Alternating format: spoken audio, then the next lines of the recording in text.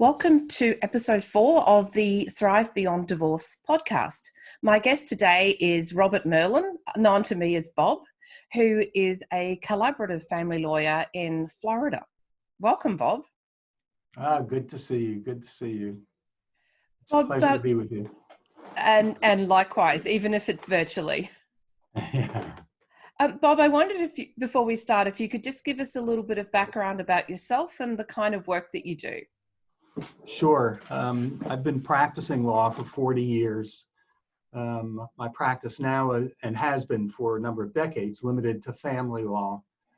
About 7 years ago, I decided I was not going to take any more litigated matters. So my practice is limited to peacemaking. I specialize in the collaborative process. I am certified by the Supreme Court of the state of Florida as a family mediator. I prepare a lot of prenuptial agreements and postnuptial agreements, and I help clients negotiate resolutions of their disputes without litigating. I'm also a consultant in a couple of litigated matters, just not arguing before the court, but helping the client and hopefully the other side come to an agreement, and not empower a judge to dictate to the family how their future is going to be lived. But we might chat another time a bit more about collaborative practice. But today, given the situation that we've got in the world with COVID-19 coronavirus, I really wanted to talk to you about something that I know you lecture on, which is hope. And I was struck by a quote in the readings that you sent me, which was this: "We must accept finite disappointment, but never lose infinite hope." And that's a quote by Martin Luther King. And that really struck me at the moment, because I think with the restrictions that are facing us all and what's happening in the world, there's a lot of disappointment. There's a lot of plans that have had to be cancelled. We're feeling disappointment, but Martin Luther King was a very special man and had lots of amazing things to say. But that quote in particular, I thought was quite poignant at the moment. Right. So we're all humans. We have all sorts of emotions, and we are obviously affected by what's going on globally with the COVID virus. And we have been forced to live life differently. We've been forced to change our routines, to stay inside, cooped up, to stay physically closer to a spouse or children and do more with them than we're used to doing, not have as much independence. And the cloud over everyone is, am I going to get sick and am I going to die because of this worldwide pandemic? And so that creates fear in people. You can either succumb to the fear or take action to limit your exposure and think positively about the future. And I much prefer to have hope and think about the future, not losing sight of reality, but looking at that rainbow in the sky and the bright sunshine that will come again another day, and work toward that goal. And that's what I do with my clients. And Bob, you talk then about the rainbow in the sky, and I think it's important that we contrast the difference between happiness, optimism, and hope, because they're not the same things, are they? No. Happiness is sort of in the moment, and it may be short-lived. Optimism is thinking about positive things happening, and hope to me is having confidence and believing that sometime in the future, it might be tomorrow, it might be next week, next month, next year, after this dissolution of marriage is resolved, that things are going to be better. not necessarily perfect, but better than they are now. And we have to weigh everything that's involved. Ideally, when we marry somebody, we intend to stay married for the rest of our lives. Sometimes we find that we've grown apart, or somebody has personality characteristics that we didn't know about. Somebody makes bad decisions, an extramarital affair, and it forces someone into a situation that they did not necessarily plan for, but you can still have hope to have a successful, happy life. And I've seen it over and over again with my clients. In fact, on my website, I have a quote, and my attitude is, I want my clients to leave my office in better condition than they were in when they came into my office. To me, that is sending a message of hope to my clients.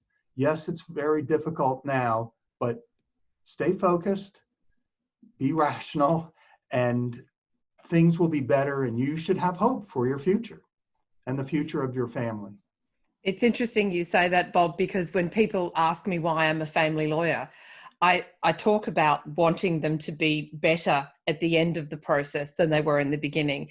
And I have a number of clients who I've met years on, and they're glad that they got divorced because they could reflect back and see that now they've got so much more hope, and their future is brighter than it was when they were in an unhappy marriage. And obviously we want marriages to work, and we encourage people to have counselling to work through their problems and see if there is hope.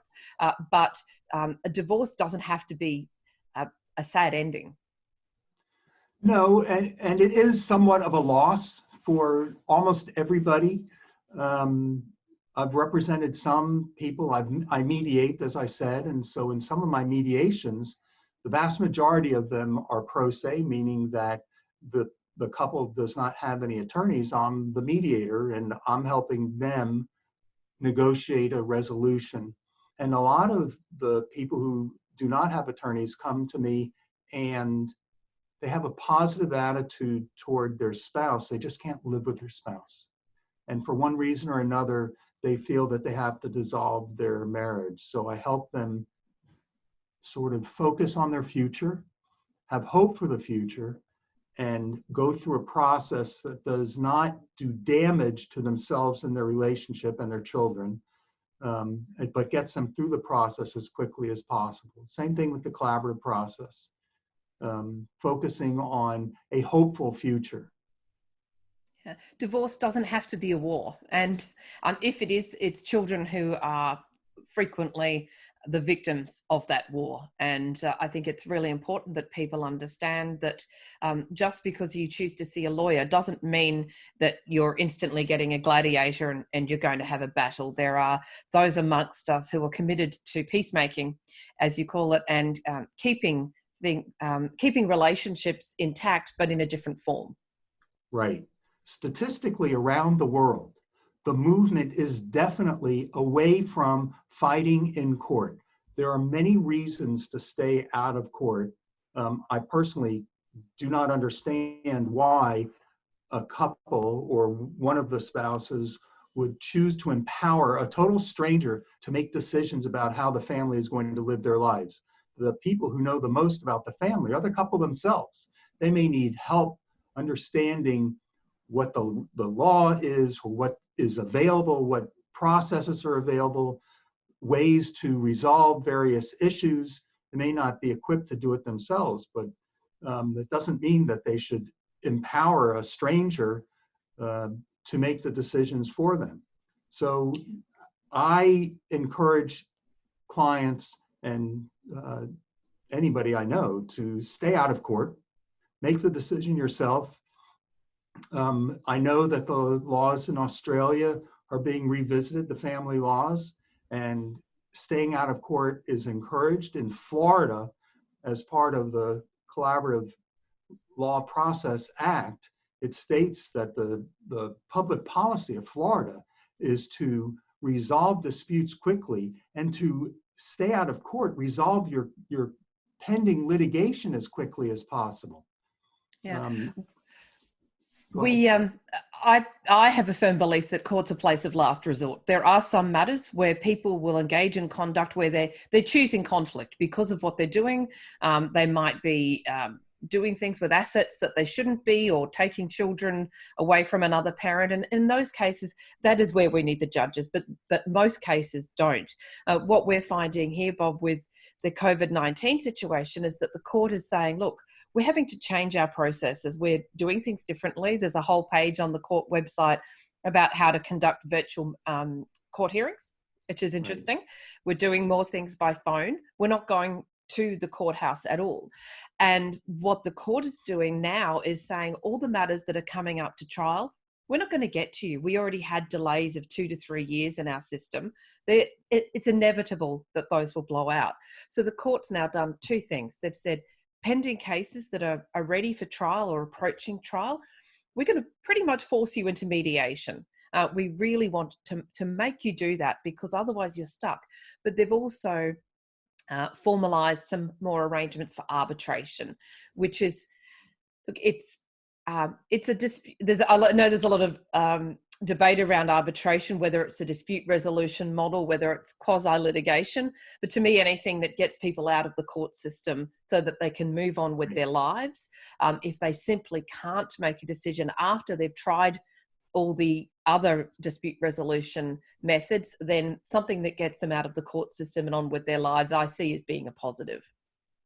Right. You have almost no control when you are in court, because I can't say how the court system is in Australia, but in the United States and virtually everywhere in this country, courts are funded, they're understaffed, and so it's very difficult to get hearings and trials. If you have to go to trial and it's a complicated matter and a lot of exhibits and testimony is going to be presented, it could easily take you a year just to schedule the trial, let alone prepare for getting ready for the trial. So in alternative dispute resolution methods, you control your own destiny. You can have more control over the timing. It's private. I know in the United States, the courts are completely open. So when someone files something in court, it's open to everyone. I received something from you last week about a couple here in Miami that had been divorced. The former wife, is an emergency room doctor. The husband went into court on an emergency basis, and a judge, not the real assigned judge, entered an order that took the child away from the parent, the mother. An appellate court has stayed that decision, putting a pause on it. But you heard about it in Australia. Yeah. This is a couple in Miami. And I saw on television a news crew at the mother's house videoing the mother holding the child. The child's face was distorted, so you couldn't see her. But all of this child's friends are going to know about what happened to her in court. Yeah. This poor child is going to be affected by this trauma for the rest of her life. And unfortunately, some couples don't think about the effect on their child. And if you stay out of court, it's a private process, and that's minimizing the exposure and the trauma to your child. In the guidelines that we received from the court for the virtual hearings, they're still having open court. So Bob, if you want to watch one of our Australian court hearings, all you have to do is contact the associate before 8:30 in the morning, and you can virtually watch that hearing, which is it's a new world we're living in. But you talked about trauma, and I'd like to circle back to our conversation about hope and trauma and the impact that a divorce and a contentious divorce, as well as the coronavirus, can have on people. And talk for a minute about an amygdala hijack, because I feel like we're seeing a lot more of those. And it's a term we're used to using as lawyers, although this isn't a very lawyery conversation when we're talking about hope. No. But we're used to discussing the amygdala, but our listeners might not be. So can you talk in your language what an amygdala hijack is? So there is a huge amount of science about the brain, the functioning of our brain. The amygdala is the part of the brain that basically controls the fight or flight reaction to a threat. And very often, when someone's in the midst of a divorce, they're not reacting rationally. They don't even have the time to think about acting rationally because they're just reacting. And if someone says something bad or it's threatening, right away their defenses are up and they may be lashing out and maybe saying things that are inappropriate. Maybe that's happening in front of a child. And oftentimes, when you look back on having gone through that amygdala hijack, you regret having gone through that. It is human nature to go through it, but with a lot of work, and it does take work, you can have more of a control over your reaction to situations. I can certainly do a much better job of controlling my reaction to situations. But since I stopped litigating, I know that I have better control. I'm not putting myself in that situation of there being a threat, of not knowing what a judge is going to do, of having to listen to attorneys make misrepresentations to a judge and knowing that they're a misrepresentation. So if you have an empathetic attorney representing you, that attorney is going to help you get through this process, will understand that you're going to go through periods where you are not necessarily reacting rationally, not even necessarily in your best interest. You're reacting because it's a human reaction. And that a good attorney, such as yourself, are going to be able to steer the client in a different direction, calm them down, let them understand what's going on, give them a moment to process, and talk about, okay, all right, let's discuss what you're going through. What is the threat that you're perceiving? Let's talk about what the threat is. Is it real? Is it perceived? And how can we do something to minimize the effect of that threat? And my belief is that attorneys who understand this and focus on it are much more effective in helping couples get through the traumatic divorce situation. But one of the things that I find myself constantly recommending to clients to prevent the amygdala hijack in their own circumstances is when you're separating, get a new email address. Give that email address to the people that you want to hear from frequently. Your lawyer, obviously, but your parents, your family, your friends. Don't give that email address to your former partner, because what can happen is if you're checking your emails, you want to read the stuff that makes you feel happy. Like when you open social media, you want a bit of happiness at the beginning of the day. What you don't want is to open it and wonder, is there going to be an email from my ex? And you get that sharp intake of breath, anxiety starting to flood if the correspondence is a little tense. So I say, look, self-help, let's get a new email address. So you've got a clean email address that you know you can open that, and you're not going to have any of that nastiness there. The other email address, save that for the bills and the communication with the ex, so that when you're in the right frame of mind, you open that one and you don't have that constant state of, is there a threat, every single time you go to check your email. I find that small things like that can have big impacts on people and their functioning. That's a very good idea. I think I'm going to use that.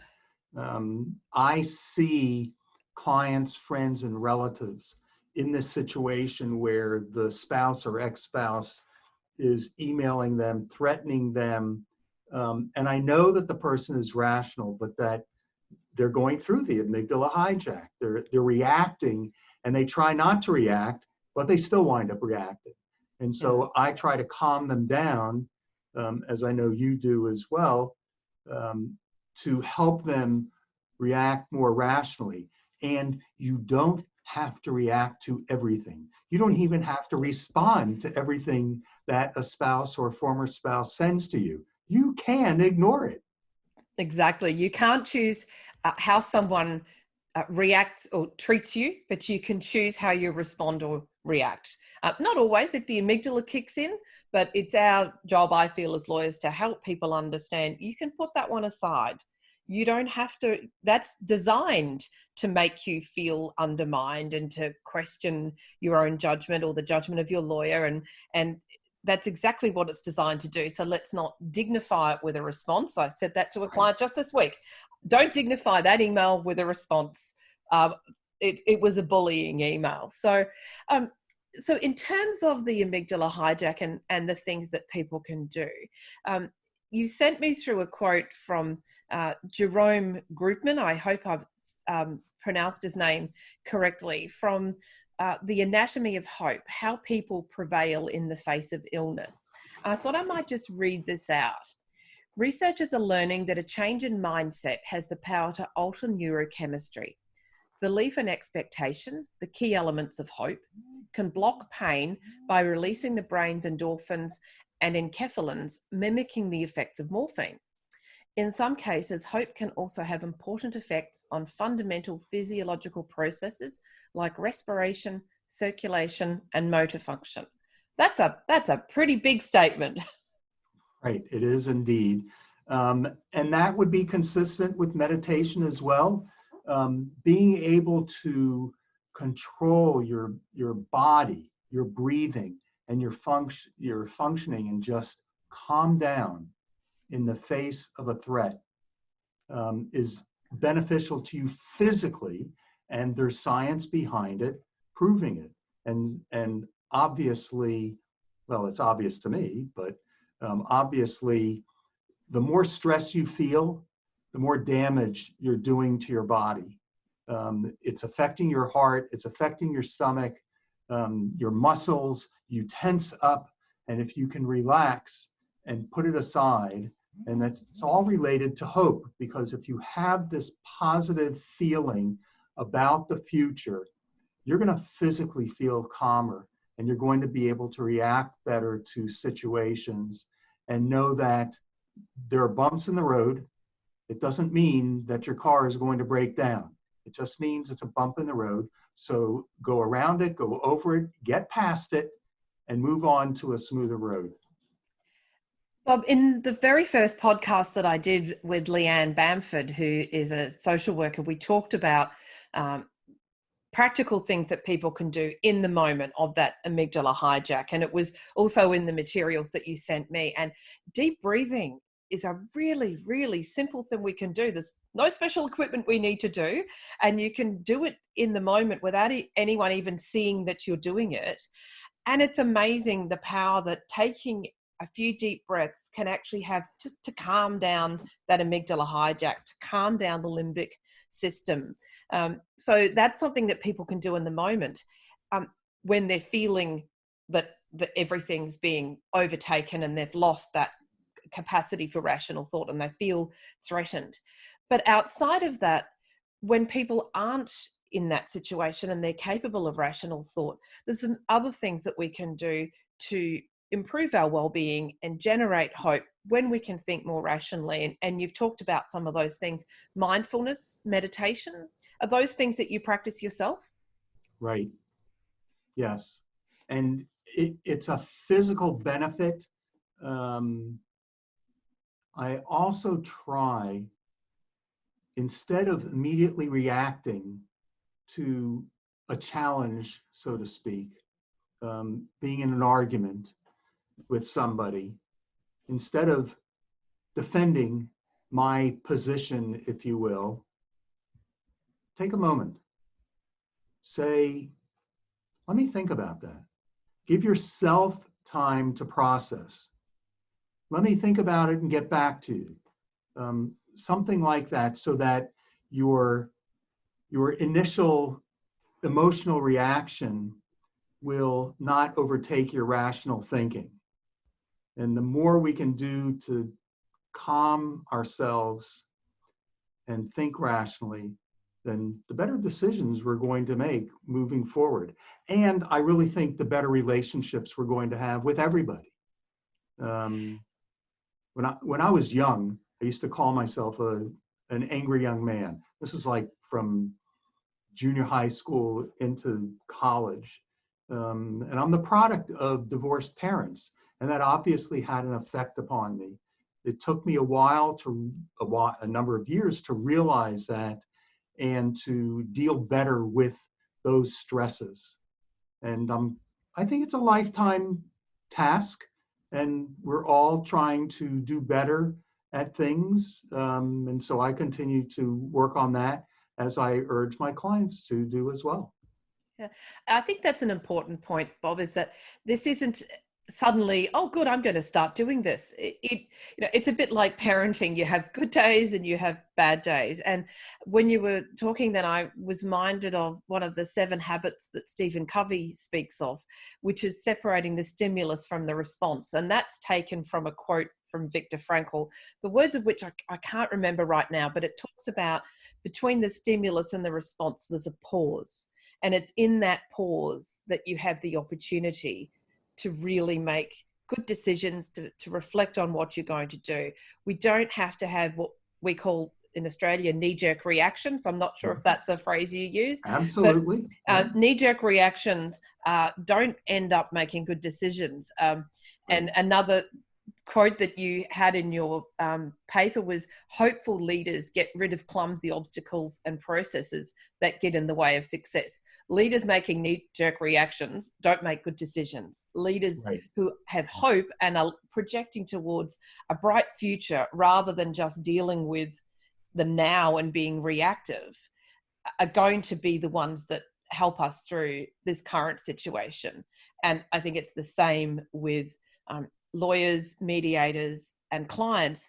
If you're taking an approach where you're looking at a hopeful future rather than just dealing with the current crisis now and feeling like we're never going to get out of this, then it makes a very big difference to the way that you experience your divorce and how you'll end up at the end of it. Right. I am constantly telling my clients, you will get through this. You will have a bright future. Don't beat yourself up. We have a tendency, we humans, to sometimes beat ourselves up for making mistakes or regretting the past. We cannot change the past. We can create a better future. And so focus on that future. Focus on having a hopeful future. Have confidence in yourself to move forward. And know that whatever this process is that you're going through in dissolving a relationship, you can get through it. You will be okay. Let's try and create the best possible scenario for your future. And that works very well for my clients. As the proverb says, just when the caterpillar thought the world was over, it became a butterfly. That's right. Right. Yeah. Things may look very dim now, but they will be good. I had a client who was absolutely destroyed by her husband wanting to dissolve the marriage. And she was a basket case coming in to see me. By the time we got finished, she was so grateful and at peace with herself and confident in her future. She bought me a box full of special socks, and she had a special message that went with every one of the pairs of socks. It was great to see her transformation. And as I know you probably feel as well, if we can help a client go through this process and feel good about themselves and good about their future, we have really done a wonderful thing, as opposed to just going into court and arguing and it's money and dollars and time with children, and that's it. I don't believe in that. I believe in the whole person. Let's try and help create the best possible whole person moving forward. Absolutely. Well, Bob, thank you very much for your time. I know it's late for you there. It's early for me here, but I really appreciate the insights that you shared with us today. My pleasure. It's always good to see you, and you're doing a great thing for your community and potential clients. I wish you and your clients the best of luck. Thank you, Bob.